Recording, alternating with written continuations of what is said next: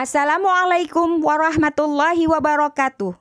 Jumpa dengan Bu Atun. Kali ini Bu Atun akan membawakan atau menjelaskan materi Quran Surat At-Tin ayat 1 sampai dengan ayat 8. Sebelum belajar, kalian tentunya berdoa terlebih dahulu ya. Oke, baik, Bu Atun akan bacakan suratnya dan kalian segera ikuti. Bismillahirrahmanirrahim. Wattini wazzaitun wa turi sinin wa hadzal baladil amin. Laqad khalaqnal insana fi ahsani taqwim. Tsumma radadnahu asfala safilina illalladzina amanu wa amilus solihati falahum ajrun ghairu mamnun. Fama yukadzibuka ba'du biddin. Alaihissallahu bi ahkamil hakimin. Asbabun nuzul atau sebab-sebab diturunkannya surat At-Tin ini adalah bahwa pada masa Rasulullah dahulu hidup, diriwayatkan oleh Ibnu Jarir dari Al-Aufi yang bersumber dari Ibnu Abbas radhiyallahu an. Dalam suatu riwayat, Rasulullah ditanya tentang orang yang telah pikun, bagaimana kedudukannya. Maka turunlah surat At-Tin atau buah tin ini. Surat At-Tin terdiri dari 8 ayat. Urutan ke-95 di dalam Al-Quran terdapat di juz 30. Surat At-Tin diturunkan di kota Mekah. Oleh karenanya surat At-Tin termasuk golongan surat Makkiyah. Perhatikan di sana ada tertulis setelah waw ada alif dan lam. Alif lam asyamsiyah tidak dibaca meskipun tertulis di sana. Dibacanya wattini ya. Kemudian kata kedua wazaitun juga sama. Asyamsiyah alif lam syamsiyah. Wazaitun, wattini wazaitun. Begitu membacanya ya. Artinya demi buah tin dan buah zaitun. Kalimat ini merupakan sumpah Allah.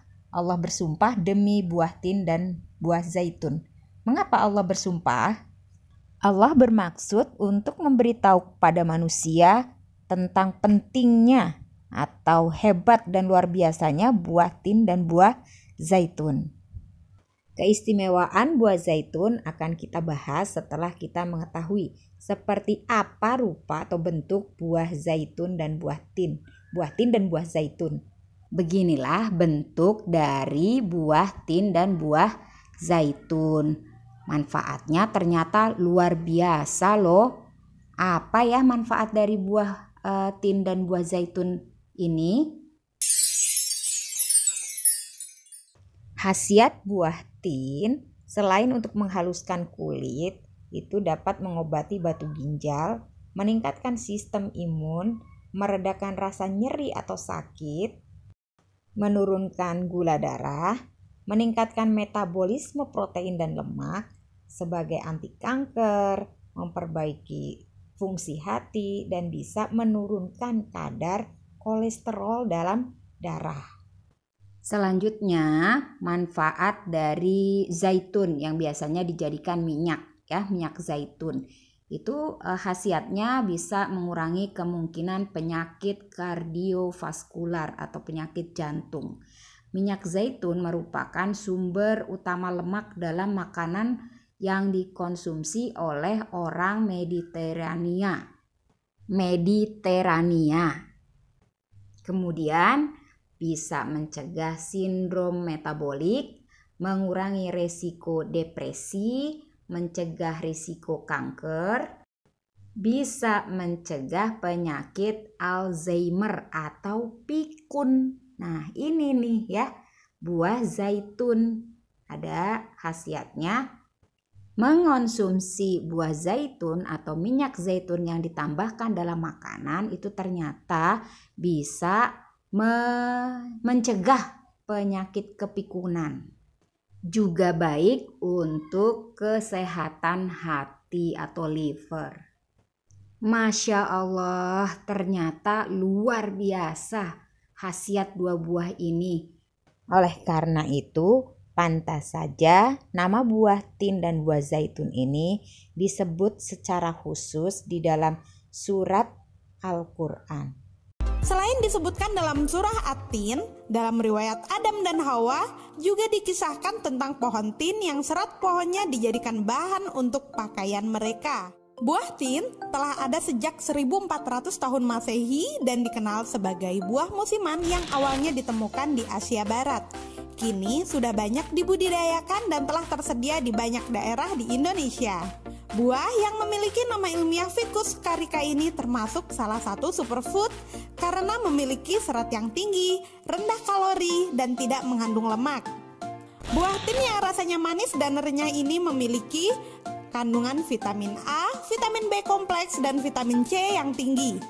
Sebenarnya, pohon tin masih satu keluarga dengan pohon beringin dan banyak ditemui di daerah Afghanistan sampai dengan Balkan. Buah tin juga memiliki banyak jenis dan varietas. Buah tin Yordan adalah yang paling terkenal di antara jenis lainnya di Indonesia.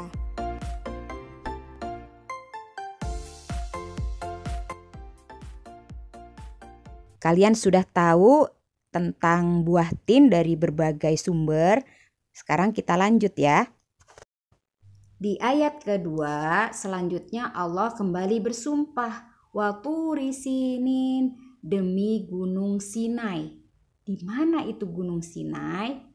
Gunung Sinai terletak di negara Mesir, berbatasan dengan negara Israel dan Palestina, dan di sebelah kanannya itu ada negara Jordania.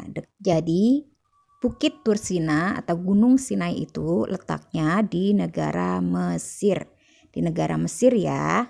Lalu apa saja keistimewaannya sehingga Gunung Sinai ini juga disebutkan di dalam surat At-Tin? Allah bersumpah dengan demi Gunung Sinai.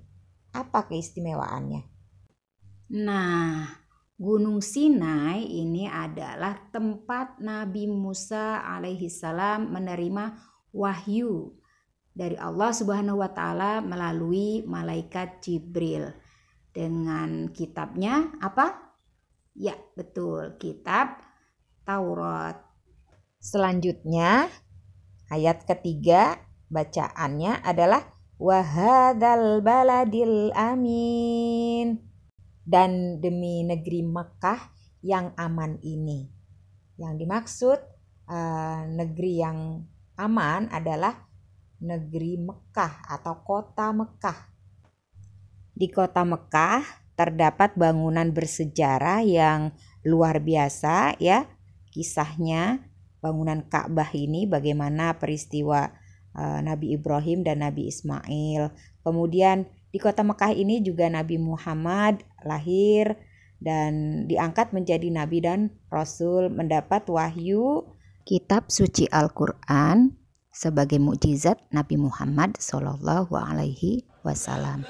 Dan di tempat kota Mekah ini, di Ka'bah ini dilaksanakan ibadah haji yang saat ini sedang dilaksanakan dalam kondisi pandemi. Di manakah letak negeri yang aman atau kota Mekah ini? Kota Mekah terletak di negara atau kerajaan Saudi Arabia atau Arab Saudi sebagai tempat umat muslim pergi menunaikan ibadah haji dari semua negara. Itu kalau mau haji tempatnya hanya satu, yaitu di kota Mekah ya, yang ada bangunan Ka'bahnya itu.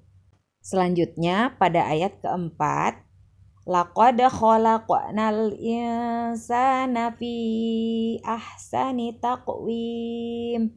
Pada bacaan ini terdapat qalqalah, yaitu bacaan qad, khalaq, dan taqwim ya. Bacaan qalqalah adalah bacaan apabila ada huruf yang 5 berharokat sukun. Huruf yang 5 itu adalah ba, jim, dal, to, dan kof. Atau lebih mudahnya diingat baju di toko. Kalau bersukun maka dibaca qalqalah mantul.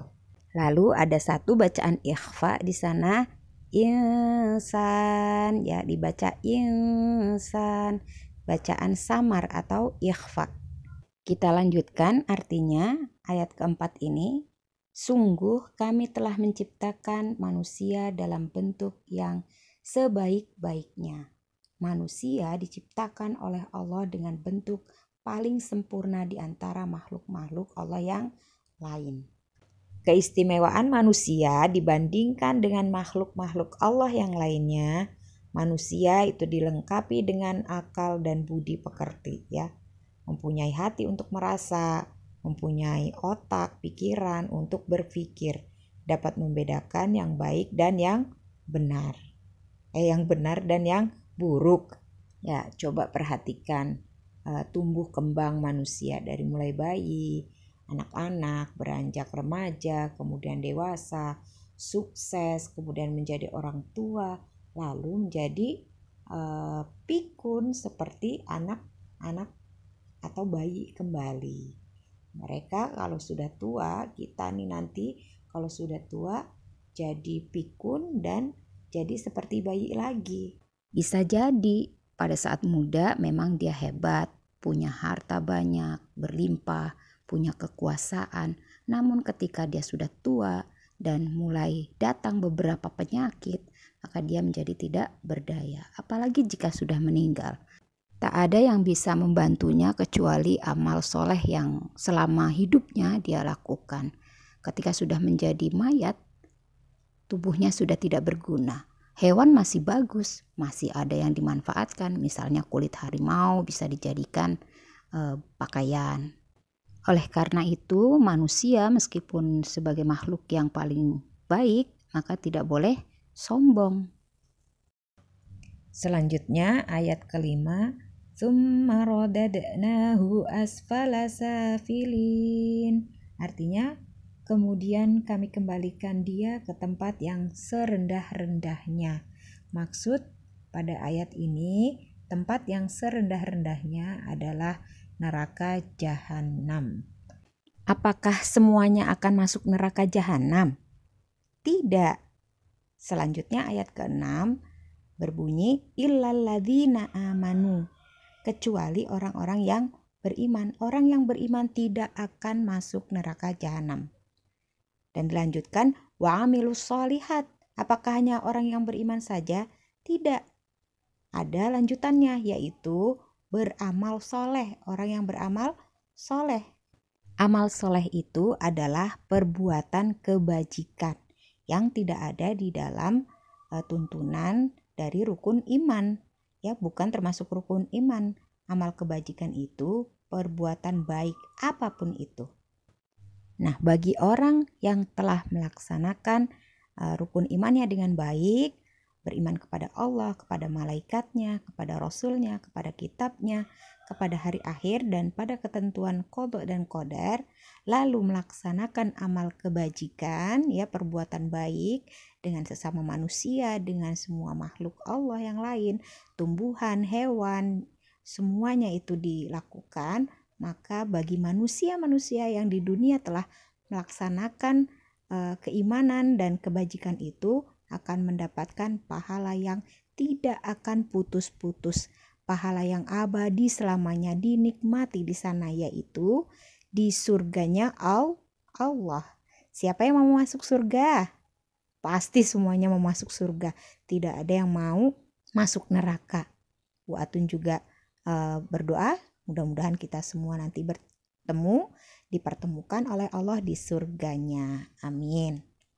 Selanjutnya ayat ke-7 bacaannya, fama yukadzibuka ba'du biddin.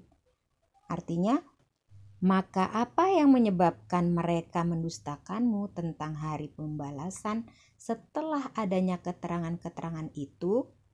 Tentu saja disebabkan karena banyak manusia yang tidak dapat menolak godaan syaitan. ketika diajak melakukan kebaikan, sholat, mengaji, ada bisikan, nggak usah, ntar aja, ayo ngaji, nantilah kalau sudah dewasa atau kalau sudah tua, nanti keburu pikun.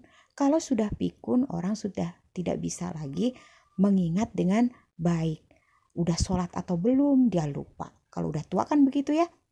Udah ngaji atau belum, dia lupa. Apalagi kalau belum bisa mengaji. Lalu bagaimana kalau kita nanti tua sampai menjadi bayi lagi, seperti bayi lagi gitu ya. Terus nenek kalian coba perhatikan, kalau ada nenek-nenek, kakek-kakek itu ditanya udah sholat atau belum, dia lupa. Udah sholat, disuruh sholat, diingatkan, marah-marah. Saya sudah sholat, tahu gitu ya, padahal belum gitu. Bagaimana Allah nanti menghisabnya, bagaimana, dihitung tidak? Nah, ayat terakhir yang ke-8 menjelaskan, alaihissallahu biahkamil hakimin, bukankah Allah hakim yang paling adil? Jadi kita tidak usah terlalu memarahi orang yang sudah tua, yang sudah tidak bisa berbuat apa-apa, tidur saja, jalan susah, makan disuapin ya, untuk sholat dia lupa gitu. Kata Allah, Allah itu maha adil, dan kita juga harus berbuat adil kepada orang yang sudah tua dan pikun, tidak terlalu memaksanya. Cukuplah kita ingatkan saja dan berkata-kata yang baik, sebagaimana Allah perintahkan di dalam Al-Quran di ayat yang lain, wala taqul lahuma uffin, dan janganlah kamu berkata kepada orang tua. Semoga kalian, ibu dan kita semua diberikan umur yang panjang, sehat dalam ketaatan kepada Allah, dan selalu melakukan amal kebaikan dan kebajikan, mencontoh sifat Allah yang adil. Amin ya robbal alamin. Demikianlah materi surat At-Tin yang bisa Bu Atun sampaikan. Kurang lebihnya Bu Atun mohon maaf. Bila ingin bertanya silahkan dapat menuliskan komentar. Bu Atun akhiri, billahi taufiq wal hidayah wal afwa minkum. Assalamualaikum warahmatullahi wabarakatuh.